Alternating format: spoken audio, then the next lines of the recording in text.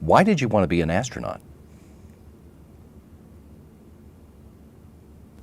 In the late 60s, I was 7, 8, 9 years old. And what was going on in the news at that time that really excited a 7, 8, 9-year-old boy was the space race. The 2001, A Space Odyssey, that science fiction movie came out. And in reality, people were flying Gemini and people were starting to fly Apollo and starting to go to the moon. And the whole purpose of it, which was clear to everybody, was to put a human being on the moon by the end of the decade, within the 60s. And so as a kid growing up, it didn't matter where you were, whether you were in Malaysia or Canada or here in Houston, this is a pretty exciting thing. And it really captured my imagination. I had the National Geographic big picture of the moon above my bed on the wall, and I was watching the exploits. And on July 20th, 1969, like so many other people, I sat and looked at a bad, grainy little television and watched those first steps on the moon, and then went outside and with my family, but really alone, looked up at the moon and thought, that's what I want to do when I grow up. I'm going to grow up to be something. Why don't I grow up to be that? That is an interesting thing. That's a new challenge for humanity. But then when I look around, I'm thinking, I'm a 9-year-old kid and I'm a Canadian. What are my odds? Not very good. But I thought, well, up until yesterday, people couldn't even go and walk on the moon, and now they can, so maybe I can too. And so I started getting ready that night, basically started, what do I need to do next? And I need to learn to fly and to scuba dive and to stay in shape and other languages and study in university and all of those things, becoming an engineer and a fighter pilot and a test pilot and all of that, which was fun and fascinating, but also all to help maybe in the lifelong dream of having a chance to be an astronaut and to follow in the footsteps of Buzz and Neil. And amazingly enough, it worked. Tell me a little of that story. Tell me about where you grew up. I was born in Sarnia, Ontario, small town. It's where oil was pretty much first discovered in North America. And so it's an industrial town right on the Great Lakes. Beautiful little spot. And my father got hired by an airline when I was about 7 or 8. And then we moved to a farm closer to Toronto because he was flying for Air Canada based out of Toronto. So I spent my childhood basically in 2 towns. Sarnia for the first half of it, starting kindergarten and grade school there, and then Milton, Ontario, near Toronto, living on a farm for the rest of middle school and for high school. And my parents still live on a farm near Milton, Ontario. How did that place and those people help make you the person that you are? I've raised 3 kids. My wife and I have 3 kids. I've observed through direct contact that the adults that they are now is partially the product of where they came from and what we did, with them growing up, but partially how they were wired at birth. There are fundamental differences, and I'm sure I'm no different than my kids. I am born with whatever I was born with, what height I'm going to be and what color my eyes are and how my particular synapses all fire. But I'm also very much the product of the environment, my value system and the educational system that I went through, the people that I met, the people that inspired me or the people that oppressed me or whatever. I'm very much a product of all of that. And so any successes I've had, partially it's due to genetics, partially it's due to the people that have trained me and taught me and shaped me over the years. And I have lots of people that I could directly thank for helping get me to where I am today, for teaching me something critical or maybe teaching me something in general that helped me perceive things the way that I do. So I think if you want to grow up to be an astronaut, growing up as a kid in Southern Ontario is a pretty good place to come from. Pick up the story from there for me and give me a thumbnail sketch of the big steps in your education and your career that have led you to be here at this point. I went to a little tiny rural school called Percy W. Mary, and I was doing well in school. It was grade 3, 4. I skipped one of those grades. And fortunately, the Ontario educational system, the province of Ontario in Canada, had decided, at least this part of it, that they should have at the time they called it enrichment, sort of like trying to pick out the kids that were doing real well and how to challenge them, how to maybe put them in a different educational environment so that they could really learn and be challenged. And I got into that program, and so for 3 years I was in an enrichment program, really teaching us to think more critically, think more analytically, think on a different scale than just getting these exercises done in time for this test. I went to a high school, 2 different high schools, and there was 2 different tracks, one a high school track to go to university and one not. And at the time you went to an extra year of high school if you're going to university. Nice preparation for the course that I decided to follow. I was a ski instructor. There's a great opportunity for outdoor activities in Canada, and to be able to have the combination of the natural environment and the physical challenges of downhill skiing and racing and being a ski instructor, for me, I learned a lot about managing speed and managing energy. I learned to fly as a teenager. There's a program in Canada called Air Cadets. It's sort of like the Civil Air Patrol in the United States, but it's a little closer to the Canadian Air Force. And they teach young Canadians, whether it's Sea Cadets, Army Cadets, or Air Cadets, they teach them a bunch of technical things. They teach them self-discipline. They give them levels of responsibility that they might not get otherwise as teenagers. And in my case, I spent one summer learning to be a glider pilot and getting my glider pilot's license. And right at the age of 16, I became a powered pilot. And a significant percentage of commercial pilots in Canada, something like half of them, went through Air Cadets. So it's a great program set up by the country that allows young Canadians to pursue an area of specialized interest that then makes them useful to the country later on.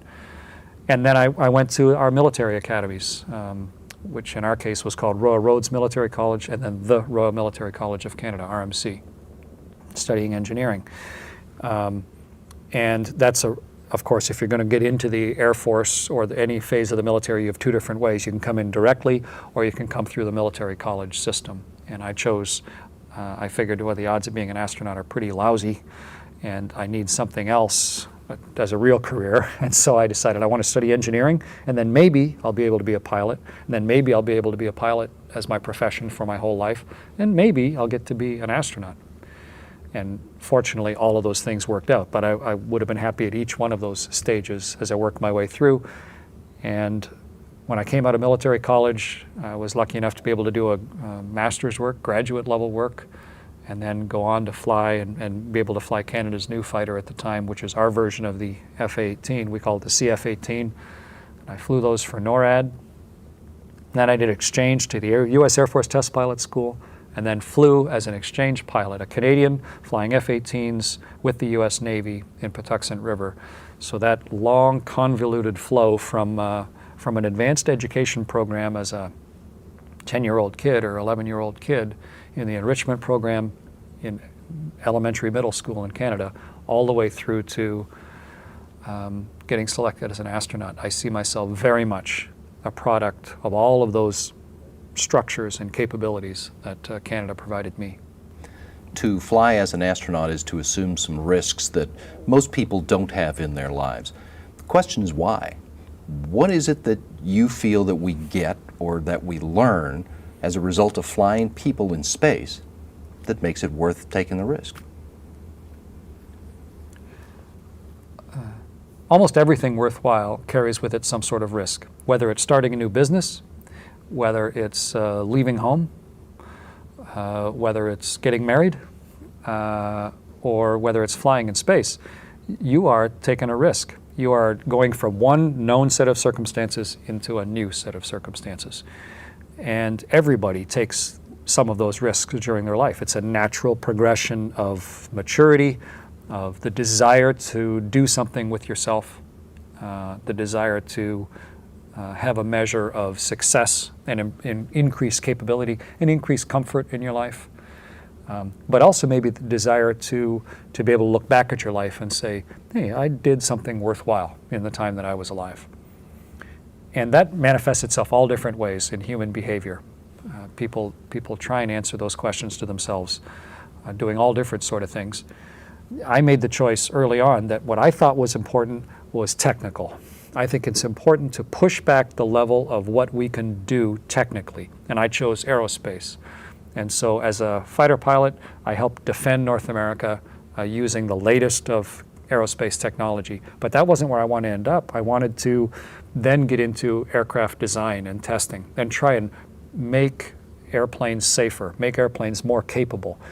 We burnt a hydrogen-fueled engine, a super hypersonic hydrogen-fueled engine on the wingtip of an F-18, trying to understand how to build a vehicle that could get you across the Pacific in an hour. Doing high angle of attack testing of F-18s, trying to make airplanes that could fly where airplanes could never fly before. That was really interesting to me, and it was risky. I lost a good friend a year for 10 years as a fighter pilot and a test pilot. I knew that it was risky. My wife knew that we go to funerals on a fairly regular basis of people that are just doing their job.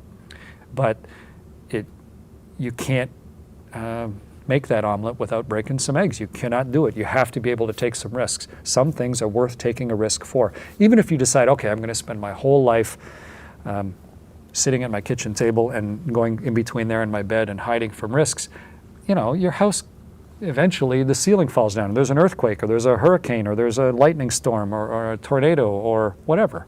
You know, there's no guarantees. You may as well try and do something worthwhile in the meanwhile and minimize the risks where you can. And for me, space flight is just the natural extension of all of that.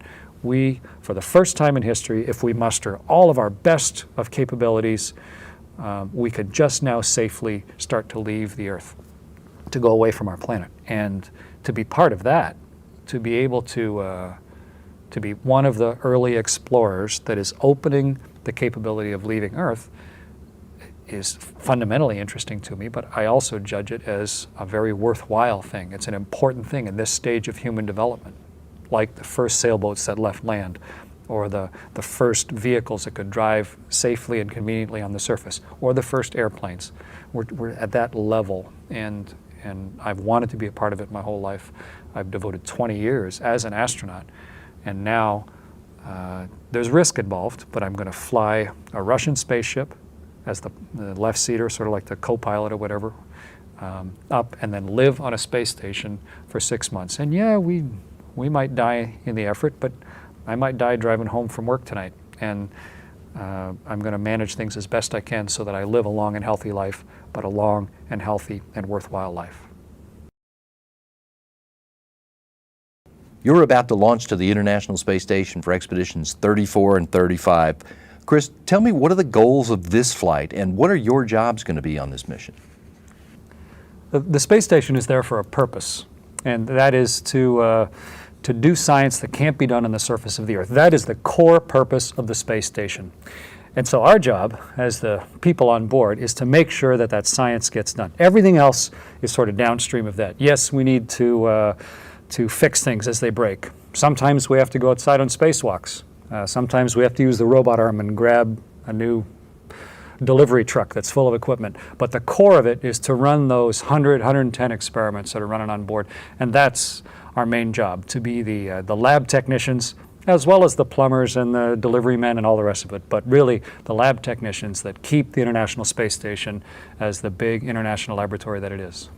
Now, you didn't do any of that the last time you visited the International Space Station. What are you looking forward to at the station on this trip? On my first space flight, I went to the Russian space station Mir and built a piece of it using Space Shuttle Atlantis. The second space flight went to the early, small International Space Station and built a piece of it using Space Shuttle Endeavour. And both times, I thought, wow, I wish I could stay. You know, what a desirable thing to do in life, to be able to leave Earth and not just go build something and come back, but to leave Earth for a while, change your zip code for a while, and really become a resident. And both places, I just felt so jealous of the experience as we undocked and left. And this time, after a lot of lucky coincidences and a lot of hard work, now I get to be one of those crew members that stays for an extended period away from the planet. And it's been a long road getting there. It's been a huge amount of qualification necessary to get there, a lot of luck to get there. But for me, it's really a culmination of all the things that I've done for the last 20 years as an astronaut. And I'm really looking forward to not just visiting space, but moving to Earth orbit and having all of the internal changes and the understanding and the revelation that comes with that. I'm really looking forward to it. During your time there, you're going to have a number of crewmates, some who were there before you, some who will arrive later, two of them that you're going to be there with the whole time. And one of them, Tom Marshburn, you've already flown with, although it was underwater on a Nemo mission. Has the experience of that mission, working with that crewmate, helped you guys prepare for this flight? I count myself hugely lucky to be flying with the group of people, the group of humans that I'm flying in space with. I've known all of them for a long time. Some of them, gosh, Pavel Vinogradov and I trained together for a Mir flight back in the early 90s. He came over to my house. I gave him his first jet ski ride back in about 1994. So we've been training together for a long time. Tom and I have climbed mountains together as part of outdoor leadership school. As you say, we've lived at the bottom of the ocean together. And through all of that, what's important is shared experience. If you're going to take a small group of people and ask them to do something that is really complicated or has really high stakes and potential for really complex things to happen, then it is great to have had a shared experience in advance and as deep and representative an experience as possible. When something hard happens, if you can look at each other and go, well, you know, remember back when we saw this before, or remember when we were out jet skiing together, or remember when we were living in the bottom of the ocean, that really gives you a foundation to build upon and to rely on, and a shared confidence in your ability to deal with the unknown. And so I think the process by which we select astronauts and cosmonauts, the way we train together, not just the technical training, but the psychological and the interpersonal training that we get is a really important and vital part of being successful in spaceflight. Anytime you make a space flight, you're going to miss certain things on Earth. On this flight, it turns out you're going to be away for Christmas and New Year's. What are your thoughts about spending those holidays in space? My family lives all around the world. I have a son who lives in China, a son who lives in Germany, and a daughter who lives in Ireland. And my wife is back and forth, United States and Canada.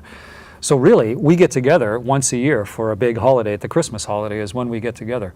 This year we've decided to bump it up a little, and we're going to get together for Christmas in Kazakhstan. Makes a nice card, Christmas in Kazakhstan. That's where we'll be this year. So we're going to celebrate it a little early. On the actual day, the traditional day, the 25th, of course, it'd be like the times when I was working here in Houston in Mission Control on Christmas Day, which I did several times. Or it'll be either we'll shift the date, or I'll phone in, or I'll have a video conference, or talk to each of my family members all around the world. It's an understood part of the job. This is a very special year for us as a family, and everyone understands that it's not going to be normal, and this will be a year, even though it's not typical, a year to talk about for the rest of our lives. I want to get you to set the scene for me. Tell me about the International Space Station that you're going to arrive at. Tell me what's there now. What are the modules and the different facilities there that are there to support you and your crewmates, your mission, and yourselves? So you're in a spaceship, and you wake up, and in the far distance you see a star, and it's like almost miraculous in that all the other stars stay the way they are, but this one star, as you approach it, it gets bigger and bigger and bigger, and then it stops being a point of light and starts becoming this three-dimensional thing. And the closer you get to it, the more you're sort of staring at it in incredulity and fascination, because it turns into this big bug of appendages and things sticking out, and then it becomes enormous, and then it's the size of a small town that you are approaching, and it's huge. And I felt that way coming up to Mir. I felt that way coming up the station even when it was small.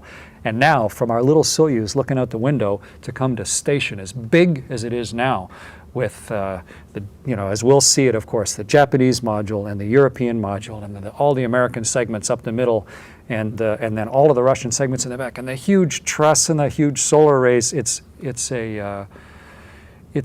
a place away from Earth that humans have built. It's truly a big outpost, or a big first great landing in another part of the universe, and it feels miraculous to sneak up on one of those and to find it in space, and then drive ourselves in and dock with our little spaceship, equalize pressure, open the hatch, and go into this thing. It's every science fiction book.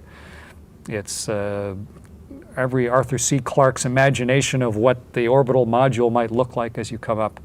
And it's this little astronaut kid's dream to be able to do that. It's a massive, capable human creation orbiting the world, and I'm really looking forward to opening that hatch. One of the pieces that was invaluable in putting that together is Canadarm2. That's a hunk of technology that you delivered to the space station. Tell me what else is still to come for Canadian robotics in the station, for Canadarm and Dexter and other things that are still in the pipeline. The space station, as far as construction goes, is almost finished. There's a Russian laboratory to come up, and there are other piece parts to go on, but fundamentally it's built. That was job one for Canadarm2. To grab things out of the back of the shuttle or to hand off from the shuttle's arm to the Canadarm2, take them around, build the station incrementally like a huge Meccano set or a huge Lego set, getting bigger and bigger. But that crane phase for the Canadarm, that construction phase, is pretty much finished. Now, it's really just an extension of ourselves on the outside. When we need to go out and look at something, it's nice to have a camera on the end that you can go have a good close look at something. When a new spaceship comes up, we reach out, some of them of course, and there are several different types going on during our increment. Reach out, grab one, take it around, plug it in, and help deliver all of the equipment to station, and then return them back to Earth or get rid of them again. And then also, of course, like a cherry picker or like a Wichita lineman, sometimes you need to go out and go fix something, and you need to use both hands.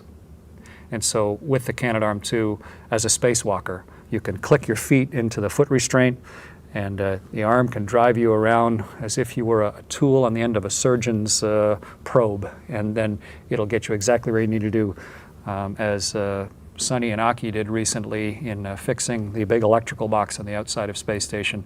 The arm is just a wonderful extension and tool for us to be able to work on the outside of the space station. So the arm, Canadarm2, continues, after having helped build the station all the way through, now continues to keep the station vital and capable, and maybe most importantly, when something comes up with new experiments and fresh food and clean clothes, that's what we do the grabbing and installing and have our Christmas morning with as a result of Canadarm2's work. You've mentioned that the assembly of the station that has taken over 10 years, pretty much done, and the focus now is turning on to science. How do you explain to people what the potential is for what kind of science return the station can provide? Having a laboratory like the space station functions on two different levels. One is the obvious one, and that is that you have a laboratory with basically no gravity. You can then do experiments that are impossible anywhere else. Well, no, maybe you could go to the top of a building and drop your experiment and it falls, and the time that it's falling, it's sort of weightless. Or we do that, we drop it down old mine shafts so it can fall, a couple thousand meters maybe. But that's only a short period of seconds, and there's still the air drag slowing it down. You can put it in the back of an airplane and maybe get 20 seconds of good weightlessness. On the space station, we have perpetual absence of gravity, basically. And so there's all sorts of experiments that you can do on space station that you can't do anywhere else. And that is the fundamental core of it. But the other part is, there are some things that are just fundamentally exciting to people. And one of them is exploration and leaving Earth. To be able to do this thing that is new in the human experience is fundamentally exciting. When I sit next to somebody on a bus or in an airplane and they find out that I'm one of the humans that leaves Earth, that's all we talk about from then on. Because no matter who they are, this is an interesting thing. This is new in the human experience. This is something that is sort of joyous and exciting to hear about. And as a result of that, it brings people together. That fundamental shared excitement of something new in humanity's experience, no matter where you're from, it brings people together. And so it doesn't just bring astronauts together or people on the bus together, but it brings scientists together and researchers. And so not only have we built a place where you can do experiments with no gravity, where we have lots of electricity, lots of time, a really good environment, but also It challenges and it inspires people from all around the world to try and use this new experience, to bring them together, to get people from one corner of the world talking to people from another corner of the world, that without this shared new capability and challenge, they would never have spoken to each other. And so it functions on both those levels, and we see it every day on board station, and a lot of the work that goes on is the daughter or granddaughter of that type of great harmony of environments. Let's talk about some of that research.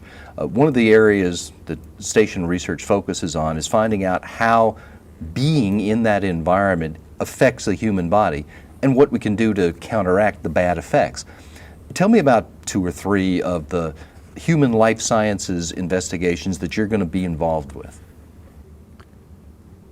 If you're going to do experiments on a space station, some of them, of course, are going to be just taking advantage of the lack of gravity. Some of them are going to be to look at the world, some to look at the universe, some to test equipment, but some of them just look at things that are different because there's no gravity. One of the big differences is how does a human body function when you take away gravity? Some of it's obvious. When you swallow your food, it doesn't sit in the bottom of your stomach, it floats around. When you are floating inside the station, your balance system doesn't know which way's up. You don't stand up and your body never has to push the blood back up to your head again. You can be so lazy in space, you don't even have to hold up your head. You know, for 6 months, you don't have to hold your head up. That's how lazy you can be. And so the resulting changes in the human body are one of the things that we study. A couple of the experiments we have on board, one is called vascular, and it's looking at what happens to the cardiovascular system when you live in an environment like that. The heart actually shrinks. It's like aging on a rapidly accelerated scale. Your heart actually shrinks, and your blood vessel response changes, and it actually sets us up to cardiovascular problems. If you had something that was pretty low grade on Earth, after 6 months of an environment like that, a risk of a heart attack or a stroke might actually be quite a bit higher. And so we have a sequence of experiments that's taking blood samples and monitoring our body while we're exercising and doing different things to try and understand what's going on with our cardiovascular system. But it also challenges people to try and do the science in orbit. And we have an experiment called microflow that what used to be a big piece of equipment installed in a hospital, they were trying to figure out how can we actually sample the crew members' blood while they're in orbit and get looking at the individual cellular level. And they, as a result, have got it down to the size of a toaster. You know, it's like Tony Stark in Iron Man, where he's trying to see if that thing in his chest has made his blood radioactive, and he puts this little thing in and tests his blood and looks at it. Now on orbit, we have a thing, sure, it's the size of a toaster. It's not quite movie grade yet, but we can take a blood sample, just a tiny amount of blood, and using an optical system that was very recently developed, just a little bit of blood goes through there, and it can give us results in blood analysis within 10 minutes.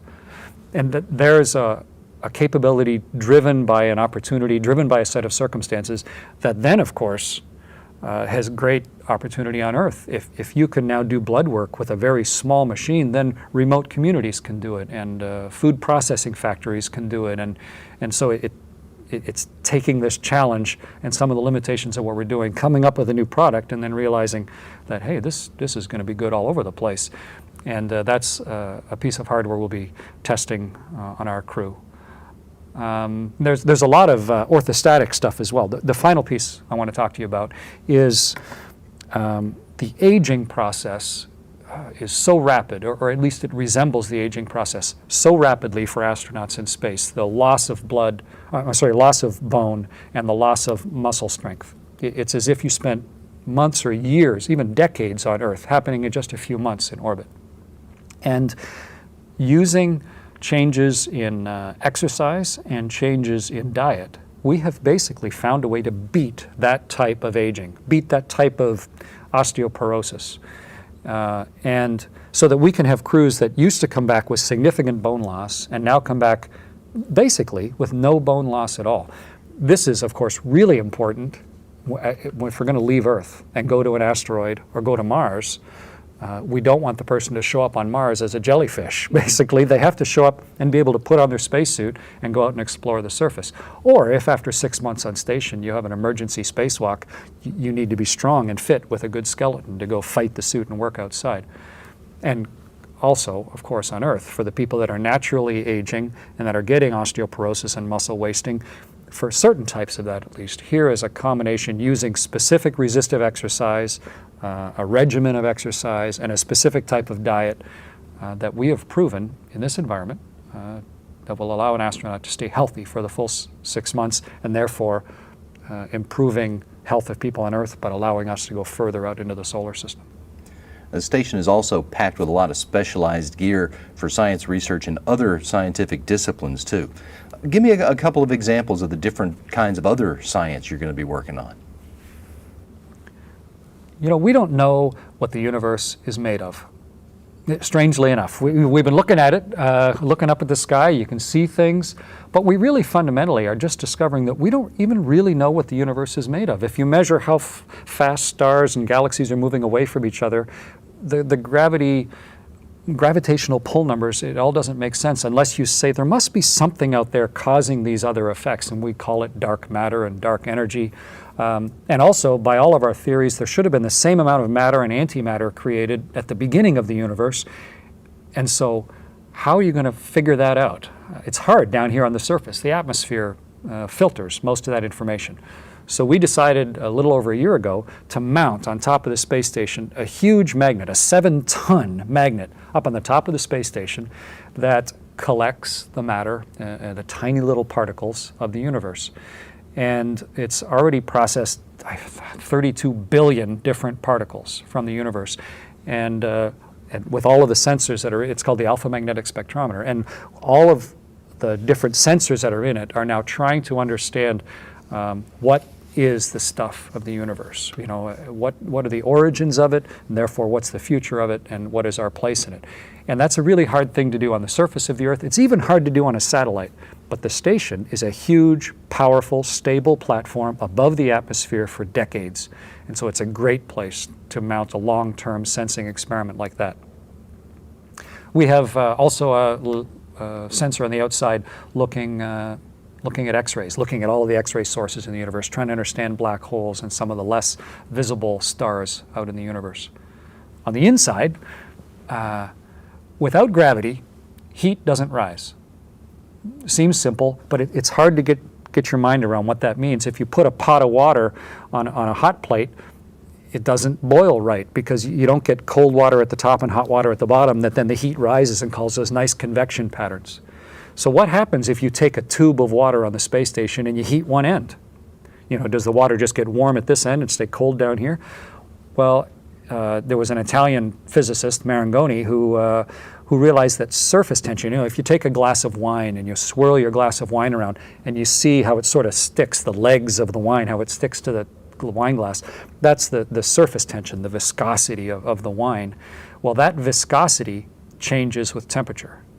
And so if you have a tube of water and you heat one end, the Marangoni effect, the viscosity of the water changes as you heat it. So in fact, the water starts to move around due to an entirely different process than we normally can see on Earth. And it may sound pretty esoteric. Of course, you can make a much bigger tube of water. You can study it in space. You just can't study it on Earth. Sounds esoteric, but if you start thinking about it, you can then study all sorts of fundamental fluid physics that we just can never study on Earth. We can look at how stars form, because here we have an environment with particulate in it, just like little bits of matter in the universe, and get it spinning and see how those things behave over time, how they flow with these Marangoni currents. We can design a blood sensor with just a tiny, tiny little bit of blood, a pico drop of human blood, but because we understand due to the Marangoni forces how it will flow, we can then take a tiny blood sample and just using the viscosity of it, move it around and sample it. So that's an application for here on Earth. Or something as typical as welding. You know, when you're welding something, it's not just gravity that's moving the liquid metal around, but it's a lot of those Marangoni forces, the viscosity forces as you melt the flux and the metal all together. And we can better understand how welding works and improve quality of welding. So the space station is it is this incredible, unique laboratory, an environment that has been really hard to build. But we've created this thing, and so many of the leading minds of the world, right up to Nobel laureates, are using that capability up there to push further back into our understanding of fundamental processes and where we are in the universe.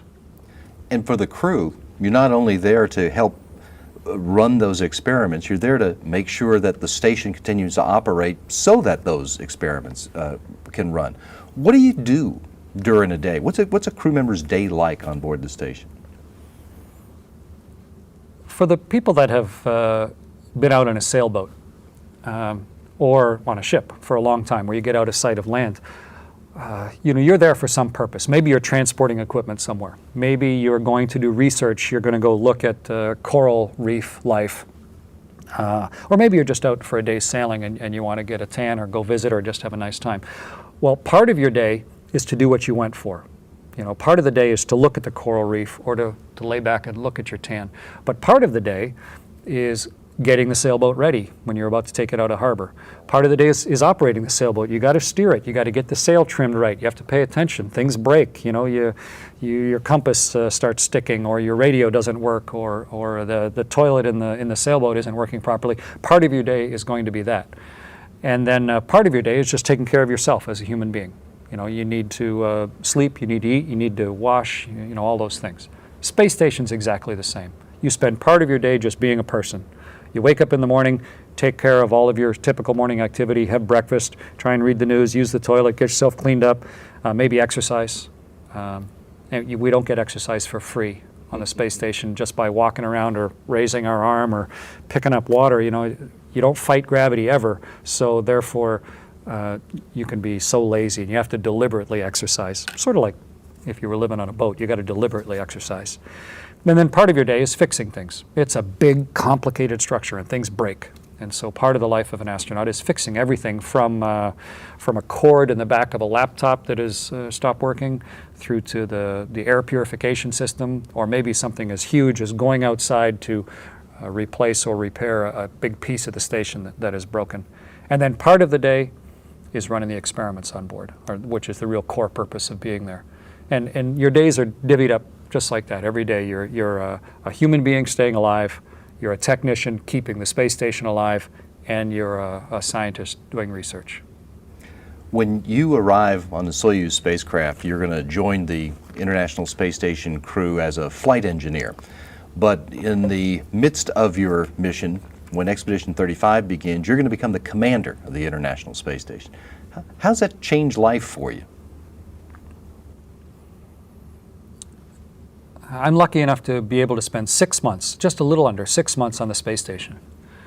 Long time, 6 months. A lot of things can happen, a lot of days in a row.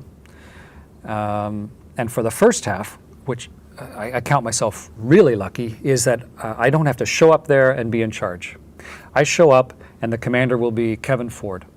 And what a great opportunity for me to learn.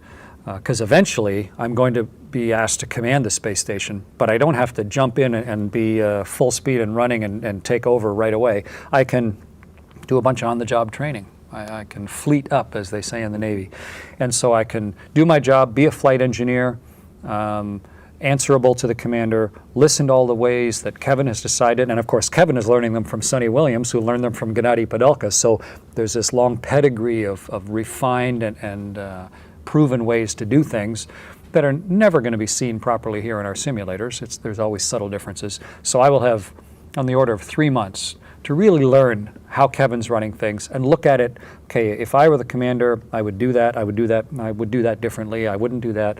And I'll be able to pick and choose so that come March, when it's time for Kevin and his crew to get into their Soyuz and go home, he and I will have a ceremony on board, salute each other, and from that moment on, the health of my crew, the health of the space station, and all of the things we're trying to do productively are all resting on my shoulders, weightlessly, but they're resting on my shoulders. And so I need to be ready for that. I've been training with that in mind for several years here on Earth, working to build the crew, working to make sure we have the skills, but also the the relationship that would allow us to be healthy and productive during that time. And also making sure that I understand things well enough. No matter what breaks on the station or no matter what experiment's going on, I have to have some understanding so that I can make the right decisions, the right operational decisions as things happen during the 6 months. And at this stage of my career, in my 50s, I've been an astronaut 20 years, I've flown a couple times. I consider it a huge lucky break, a huge privilege, because I've been gathering experience. I've been trying to see how to do these things well. I've been learning from other people. And now to be given the opportunity to command what is essentially the world's spaceship, now at this stage of my career, I consider a great responsibility, but also a great turn of events and a great challenge and opportunity for myself. And I'm really looking forward to it. You're also going to be the first Canadian astronaut to command the space station. What's it mean for Canada and Canada's space agency to have a commander? Canada had its first spacecraft go to orbit 50 years ago. It was called Alouette. We were the third nation on Earth to have a satellite in space. We did it cooperatively. It was on an American rocket, but a Canadian satellite. So it kind of laid the grounds for how we're doing everything. We have some specialty back home in Canada. We have a set of our own interests, in this case the upper atmosphere and the northern lights and living in the north. And we had a need, we had a capability, we cooperated with another nation, and we got ourselves into space. So we've been in the game from the beginning. And right sort of on the accomplishments of Alouette 1, that very first satellite, Canada has almost linearly built our capability and our responsibility and therefore our international respect over time. We went from that to sensing satellites, telecommunications satellites, radar sat, the first Canadian to fly on the shuttle, Canadarm, which was on the shuttle, which did so many things from the Hubble telescope to all of the satellites it grabbed and released. And then with the other arm, of course, now onto the space station. We've had Canadians go from Marc Garneau, our first, who was a payload specialist back in the early 80s, through to Julie Payette, who was the main flight engineer running the space shuttle during her last flight, and then Bob Thirsk, who lived on station as a flight engineer.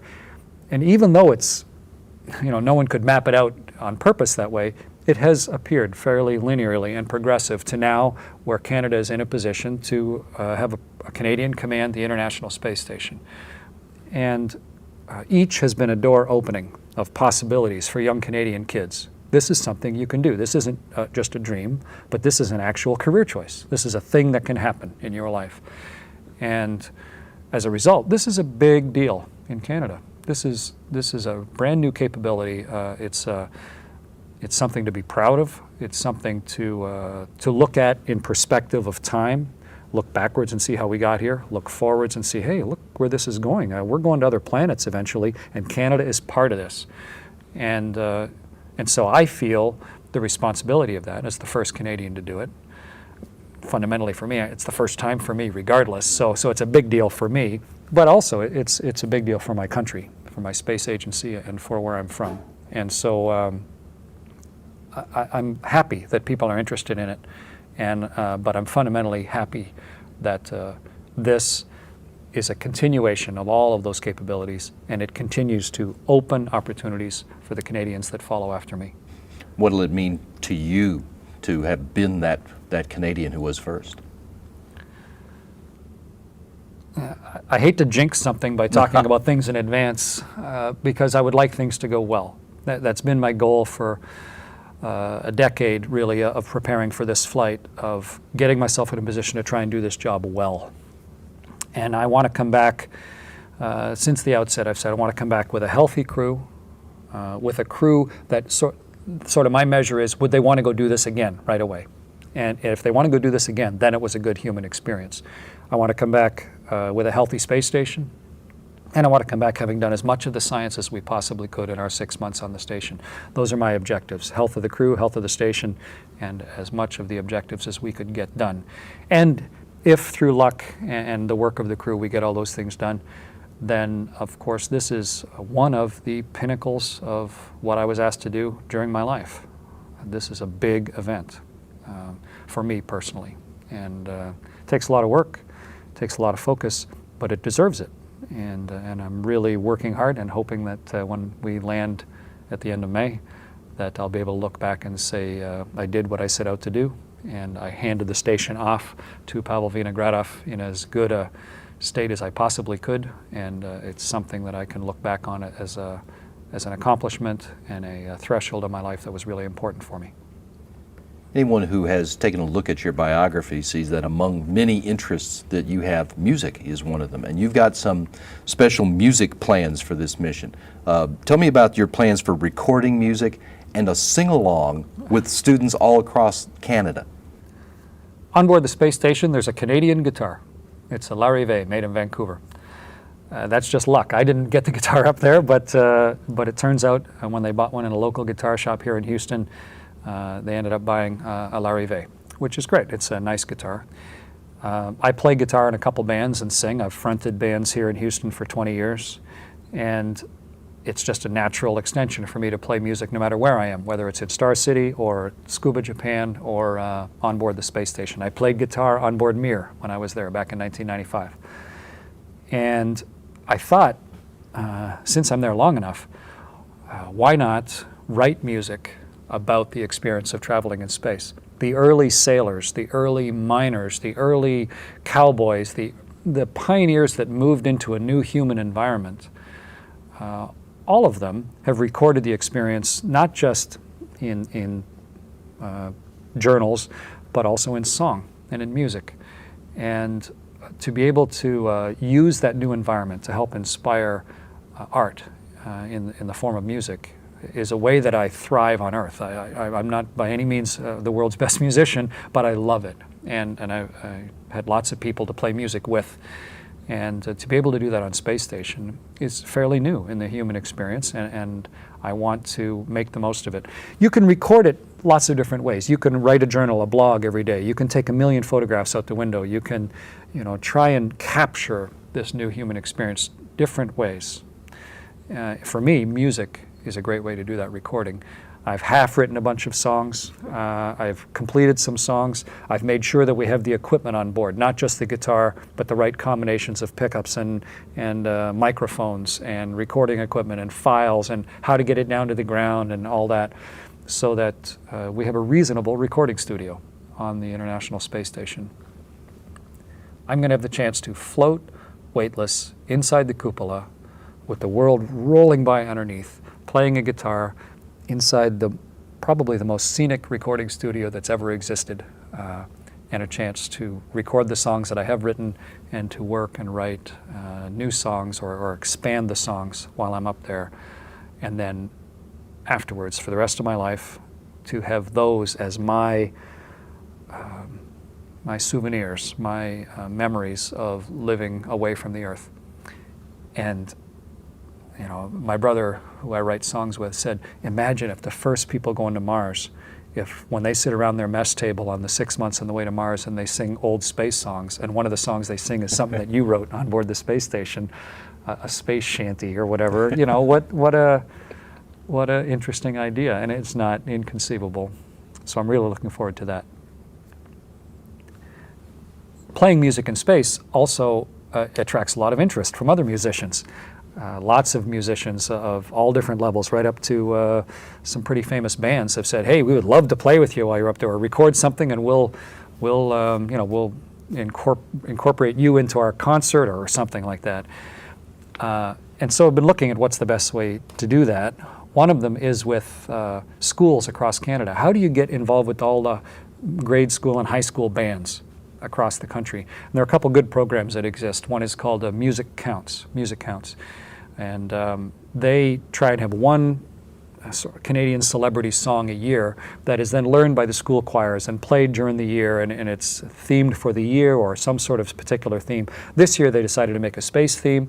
They teamed me with one of the musicians in the Canadian band called Bare Naked Ladies, a guy named Ed Robertson.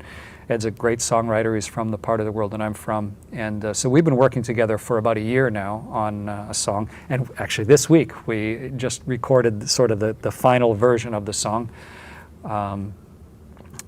And it will be put into full orchestrated form and sent to schools so that the high school bands all have their particular, the third trumpet has his part to play and the whole thing put together. Choirs will learn the words. And then I will be recording a part of it on the space station as well and sending it down. And there will then be a way to have the Bare Naked Ladies version of it with me adding in harmonies and singing verses or whatever and playing a little bit of guitar. And then at school concerts throughout the school year, they will be able to play along with us. They'll be able to use our recording, our music, or even conceivably the whole thing happening live or partially live with my recording and Ed Robertson and company. And it's a really nice way, a different way, to tie the newness of the experience and the imaginative part of the experience with people all across the country. And it's a real privilege to be part of that. Sound like it'll be fun. Yeah, oh yeah, it'll be fun too. Any increment on the space station the plan has to remain flexible to respond to things as you made reference to earlier. Sometimes that means going outside. What is, as we speak today, what is the plan for spacewalks during your time on board? We have a richness of experience in our crew, people who have done multiple spacewalks in the past, both on the Russian side and on the U.S. side or the Canadian side. And so we've been training for years to do spacewalks. And there are all sorts of things that we have looked at and said, if this fails, we have to go out and do a spacewalk within this number of days to go fix it. Electrical things or cooling things or something like that. And so we're ready to go do those. But right now, as of today, there is nothing broken on the space station that will absolutely black and white hard require us to go outside. But sort of like maintenance on your car, it's going, well, I think I can get another 100 miles out or another 1,000 miles out before I have to change the oil or get the air conditioner fixed or whatever. Well, another 1,000 miles go by and you go, maybe another 500. There's a lot of things on station like that too. You don't want to replace things that don't need replacing, but there is some sort of regular maintenance required to keep a machine running. And unlike your car, where if it breaks, you can just pull over to the side and call AAA or call a tow truck. If the station has a serious problem, we have to continue to live and survive up there. And so it's a real balance, juggling, guessing game as to when you have to go outside and fix things. So we're trying to make sure that the crew can go outside and do any of the spacewalks we may be asked to do. Everything from something minor like retrieving a payload, the Missy payload that is collecting particles of the universe. It's been out there collecting them for years. We could fold that up like a big suitcase and bring it inside. That would be a good thing to do. There's cameras and lights outside that have failed that decrease our capability to see what we're doing. Some of those need to be swapped out. There's covers that need to go on certain parts of the station to improve and lengthen their life because of all the thermal cycles and the micrometeorite damage. There's a big long shopping list of stuff we really should do as soon as we get outside and have the spare time, like doing maintenance on your house. I got to clean out the gutters. That can wait a little while, but the next time it rains, it's going to be a mess. That's kind of the boat we're in. So as a crew, we're trained, we're ready, and we're optimistic that something will break. The landscape of spaceflight is changing these days. Now we've got private companies even flying supply ships to the space station and all the different countries in the world working together instead of competing. Is this the kind of arrangement that you see continuing on into the future of human space exploration? Space travel is hard. It's easy to do if you're willing to kill people regularly. Like in the early days of aviation, planes crashed all the time. People got injured. It was sort of, it's a risky business. Okay, people are going to die. That's not acceptable in space travel. We want to have because of the complexity of it and the cost of it and the visibility of it, we want it to be safe as we possibly can. And therefore, it takes a lot of preparation and it's expensive and it's rare.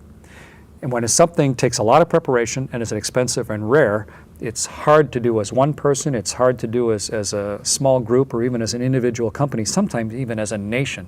I mean, Canada has not decided to launch their own people into space because of the complexity and the cost. We would rather share the cost with another country or another group of countries in order to make it as economically logical as possible.